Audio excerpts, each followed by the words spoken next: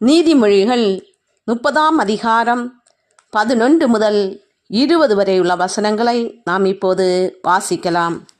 தங்கள் தகப்பனை சபித்தும் தங்கள் தாயை ஆசீர்வதியாமலும் இருக்கிற சந்ததியாரும் உண்டு. தாங்கள் அழுக்கற கழுவப்படாமலிருந்தும் தங்கள் பார்வைக்கு சுத்தமாக தோன்றுகிற சந்ததியாரும் உண்டு. வேறொரு சந்ததியாரும் உண்டு.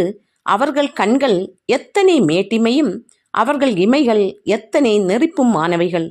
தேசத்தில் சிறுமையானவர்களையும் மனுஷரில் எளிமையானவர்களையும் பட்சிப்பதற்கு கற்கங்களை ஒத்த பற்களையும் கத்திகளை ஒத்த கடைவாய்ப் பற்களையும் உடைய சந்ததியாரும் உண்டு. தாத்தா என்கிற 2 குமாரத்திகள் அட்டைக்கு உண்டு. திருப்தி அடையாத 3 உண்டு. போதும் என்று சொல்லாத 4 உண்டு. அவை யாவன பாதாளமும் மலட்டு கற்பமும் தண்ணீரால் திருப்தி அடையாத நிலமும் போதுமென்று சொல்லாத அக்கினியுமே. தகப்பனை பரியாசம் பண்ணி தாயின் கட்டளையை அசட்டை பண்ணுகிற கண்ணை நதியின் காகங்கள் பிடுங்கும், கழுகின் குஞ்சுகள் தென்னும். எனக்கு மிகவும் ஆச்சரியமானவைகள் 3 உண்டு. என் புத்தி கெட்டாதவைகள் 4 உண்டு.